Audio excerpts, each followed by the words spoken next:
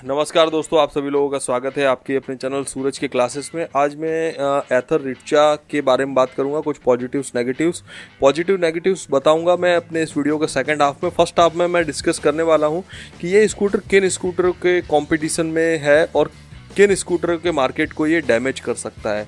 तो अभी के टाइम पर मार्केट में 4 मेन स्कूटर्स हैं जो अच्छी ब्रांड की तरफ से आते हैं। फर्स्ट है hero Vida V1 plus V1 pro, दूसरा है ओला S1 प्रो, तीसरा है Chetak urban 2024 and Chetak premium, और चौथा है TVS iQube। तो भाई मुझे ऐसा लगता है पर्सनली कि ये scooter hero Vida V1 plus pro और ओला S1 प्रो को ज़्यादा डैमेज नहीं करेगा, उसके मार्केट को। क्यों नहीं करेगा अभी थोड़ी देर में बताता हूँ।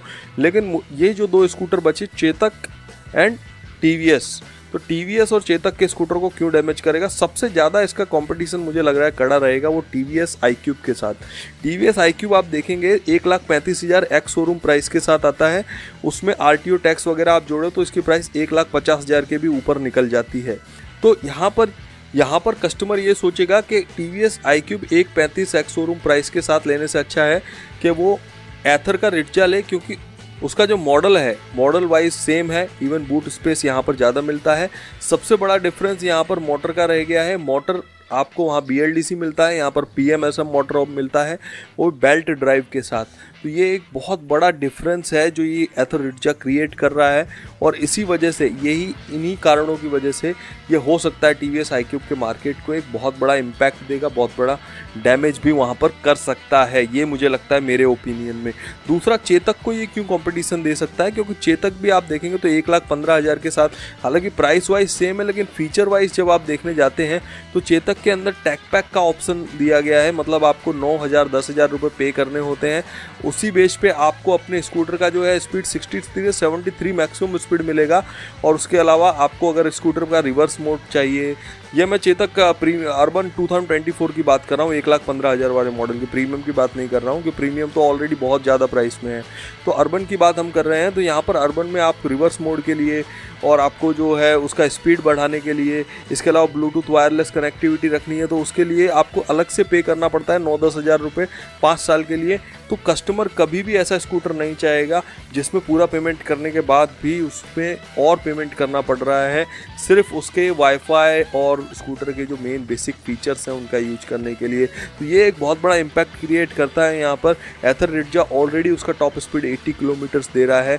उसके अलावा मोटर में अगर आप जाएँ तो मोटर भी चेतक से इसके अंदर बढ़िया यूज किया गया है। यहाँ पर PMSM मोटर यूज किया गया है और चेतक में आप देखेंगे तो BLDC मोटर का यूज किया गया है। तो ये कुछ पॉइंट्स हैं जिसकी वजह से यहाँ पर ये चेतक एंड TVS के मार्केट को हिट करेगा। दूसरी चीज़ मैं बात करूँ कि क्यों ये हीरो वीडा V1 प्लस और अपने ओला S1 प्रो को हिट नहीं करेगा। क्योंकि देखिए, सबसे पहले बात करूँ हीरो वीडा V1 की, तो hero Vida V1 plus scooter और एथर का स्कूटर, ये दोनों I think same price range में आ रहे हैं। वहाँ भी 1,15 का प्राइस है, यहाँ भी 1,15। फीचर वाइज भी दोनों सेम है। फीचर वाइज भी आप देखेंगे तो इस स्कूटर में PMSM मोटर है, तो हीरो में भी PMSM मोटर है। यहाँ पर 80 किलोमीटर का टॉप स्पीड है, तो हीरो में के स्कूटर में भी 80 किलोमीटर का टॉप स्पीड है। और यहाँ भी जो बिल्ड क्वालिटी है वो हीरो के इक्विवेलेंट ही मुझे अभी तक लग रही है। पर्सनली मैंने टेस्ट ड्राइव नहीं लिया, लेकिन फिर भी बिल्ड क्वालिटी वाइज भी मुझे ठीक ठाक लग रहा है। वहाँ भी प्लास्टिक बॉडी, यहाँ भी प्लास्टिक। आई थिंक एथर में थोड़ा एल्यूमिनियम यूज किया गया है, तो वो थोड़ा एक प्लस पॉइंट रहेगा। लेकिन फिर भी इन पॉइंट्स को देखते हुए मुझे ऐसा लगता है कि हीरो के मार्केट को ज़्यादा हिट नहीं करेगा। और हीरो ऑलरेडी अपने जितने भी ऑफर्स हैं वो सब अप्लाई करके रखता है स्कूटर्स पे। 1,15 का स्कूटर थोड़े दिनों पहले कुछ 17,000 के डिस्काउंट के साथ आ रहा था। मतलब कि ऑन रोड आप देखेंगे तो 1,25 में ही पड़ेगा। ऑन रोड अगर एथर का आप लेने जाएंगे तो 1,35 1,40 का हो सकता है। तो ऑलरेडी प्राइस भी उसने कम करके रखा है और काफ़ी सारे ऑफर्स भी देता रहता है, इसलिए हीरो का मार्केट इतना डैमेज होने के चांस नहीं है। दूसरी चीज़ मैं यहाँ पर बताऊँ, दूसरी ओला S1 प्रो को हिट नहीं करेगा, क्योंकि ओला S1 प्रो डेफिनेटली इससे ज़्यादा प्राइस में आता है, लेकिन ओला S1 प्रो उसके हिसाब से फीचर्स भी देता है। आप देखेंगे ओला S1 प्रो का जो मोटर है वो ऑलरेडी एक 11 किलोवाट का मोटर है, जो एथर रिक्शा के कंपैरिजन में काफ़ी ज़्यादा रेटिंग वाला मोटर आप इसे कह सकते हो। दूसरी चीज़ आप यहाँ पर देखेंगे कि ओला S1 प्रो का जो स्क्रीन है, जो स्क्रीन देता है डैशबोर्ड, वो पूरा का पूरा टच स्क्रीन देता है, वो भी एक प्लस पॉइंट है। ओला S1 प्रो के बैक साइड में भी डिस्क ब्रेक आपको मिलता है और आई थिंक यहाँ पर डिस्क नहीं है, आई थिंक ड्रम है। तो ये एक देखना होगा तो ये कुछ पॉइंट्स हैं। मुझे ऐसा लगता है कि ओला के मार्केट को इसलिए ये स्कूटर ज़्यादा हिट नहीं कर सकता है, लेकिन डेफिनेटली टीवीएस iQube चेतर के मार्केट को ये स्कूटर हिट करेगा। चलिए अब बात करते हैं इस स्कूटर के कुछ पॉजिटिव्स और नेगेटिव पॉइंट्स की।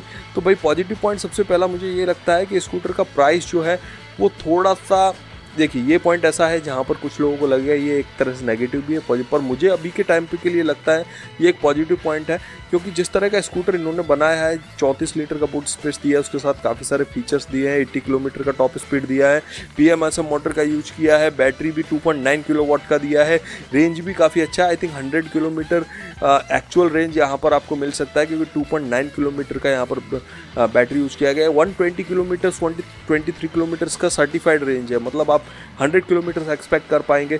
तो ये चीज़ें कुछ हैं जो स्कूटर को के पॉजिटिव पॉइंट्स मुझे लगते हैं जो हो सकता है कि बायर को अट्रैक्ट करेंगे। चलिए अब कुछ नेगेटिव पॉइंट्स की बात कर लूँ यहाँ पर। तो नेगेटिव पॉइंट्स में मुझे लगता है कि यहाँ पर जो डिस्प्ले दिया है वो मतलब कि बटन से आपको ऑपरेट करना पड़ेगा। टच स्क्रीन अगर डिस्प्ले दिया जाता तो एक बेटर ऑप्शन हो सकता था। सेकेंडली 1,10,000 के एक्स शोरूम प्राइस के साथ जो स्कूटर आ रहा है उसका डिस्प्ले है वो पूरा I think black and white display दिया गया है, उसमें कोई इतने ज़्यादा फीचर नहीं है, वो भी एक नेगेटिव पॉइंट लगता है। क्योंकि 1,10,000 का अगर एक बेस प्राइस है तो मतलब कि वो स्कूटर आपको पड़ जाएगा 1,35 के आसपास। जब आप उसको ऑन रोड परचेस करेंगे 1,30-35 के आसपास पड़ेगा। अगर सब्सिडी को हम 15-20-25 हज़ार काउंट करते हैं तो उस केस में भी आप देखेंगे तो बहुत सारे स्कूटर अवेलेबल हैं। जैसे ओला का S1 एयर स्कूटर जो आता है वो फुल्ली टच स्क्रीन आता है और वो आई थिंक आपको 1,25 के आसपास ऑन रोड पड़ जाता है। तो आप इस स्कूटर में कोई क्यों जाएगा। तो ये एक मुझे लगता है कि इसका नेगेटिव पॉइंट है इस स्कूटर का। तो ये कुछ नेगेटिव पॉइंट्स मुझे लगते हैं। बिल्ड क्वालिटी वाइज भी मैंने काफ़ी बार मतलब काफ़ी लोगों से सुना है अभी तक कि बिल्ड क्वालिटी वाइज भी थोड़ा सा कॉम्प्रोमाइज जिस स्कूटर में किया गया है, तो वो एक चीज़ भी है जो कस्टमर के माइंड में रहेगी। और ये कुछ पॉइंट्स मुझे लगता है कि एथर को इम्प्रूव करने चाहिए ओवर द टाइम। लेकिन डेफिनेटली एथर ने जो अभी स्कूटर लॉन्च किया है one of the best scooter launch किया है और काफ़ी सारे कस्टमर्स से लाइक भी करने वाले हैं। और मे भी थोड़े टाइम में बेस्ट सेलिंग भी स्कूटर हो सकता है। थैंक यू सो मच ये वीडियो देखने के लिए। मिलूंगा आपसे नेक्स्ट वीडियो में, तब तक के लिए जय हिंद, वंदे मातरम।